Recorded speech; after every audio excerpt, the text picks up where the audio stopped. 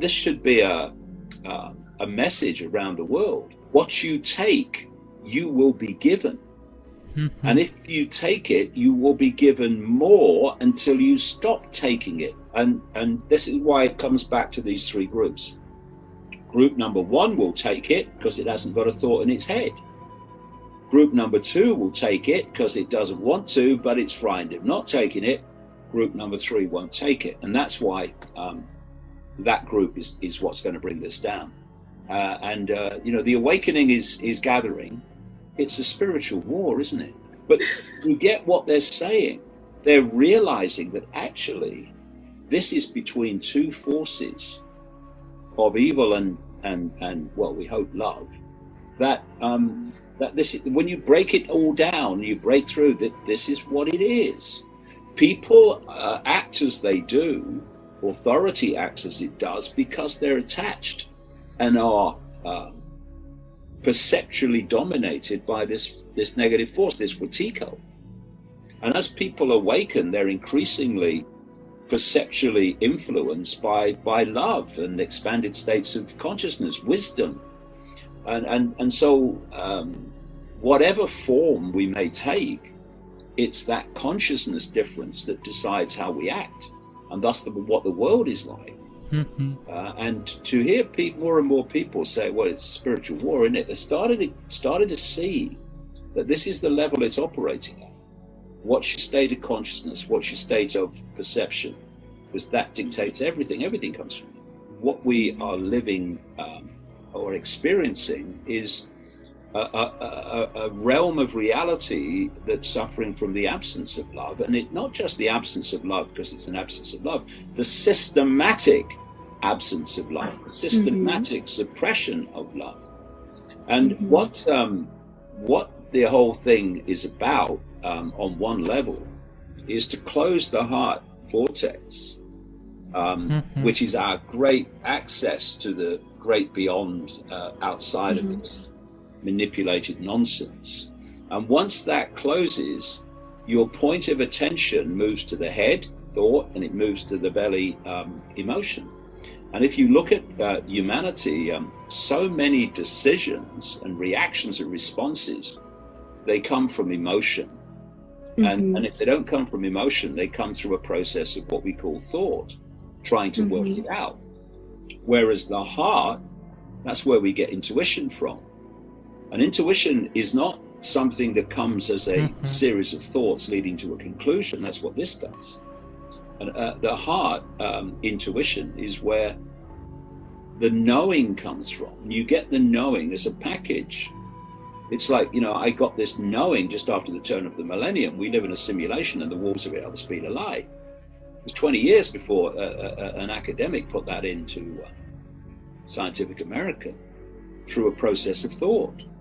And so they want to shut that down because it stops your connection to out there on a massive scale. And and people think that you talk about love and things like that, that it's kind of weakness, or it's macho. You've got to be macho. Well, love is the ultimate strength, because love is without that. I mean, love in this sense is without that. It takes our power away, which is fear.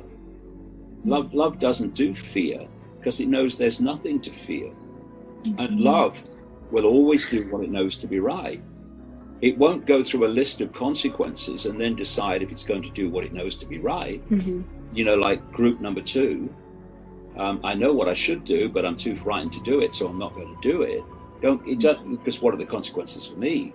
It doesn't go through that process, because to contemplate not doing what you know to be right it is something that love can never sanction.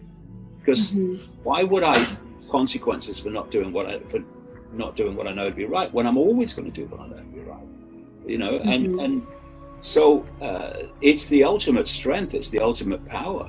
You look at those who in history have come from this real sense of love, and they're the ones that have gone out knowing that it was going to be very challenging, but they've gone out and done it anyway. and said what they believe anyway, because they know that whatever happens, they're always going to be a unique expression of all that is, has been, and ever can be. You know, once you realize that, once that self-identity sinks in, you lose the fear of death. And the fear of death is one of the greatest human control systems. All the power and prestige of the medical profession, which is thoroughly undeserved in vast tracts of it, as we've seen in the last 2 years, comes from the fear of death. And the list of consequences for doing what you know to be right also includes the fear of death. If I do this, will they kill me? So many people say, well, I'm not going to take that chance. Well, what love says is, I'm going to do what I know to be right, and what happens, happens. Because I may leave this world, but I'm still I. I'm still the I always was. And it's the ultimate power, not least against this force of evil, because the force of evil gets its power and its sense of omnipotence through fear and through intimidation. It gets people frightened of it in its various forms. It intimidates people through its various forms, and therefore people do what it wants. Love won't do that. It won't do that. And that's why that's the answer, always has been.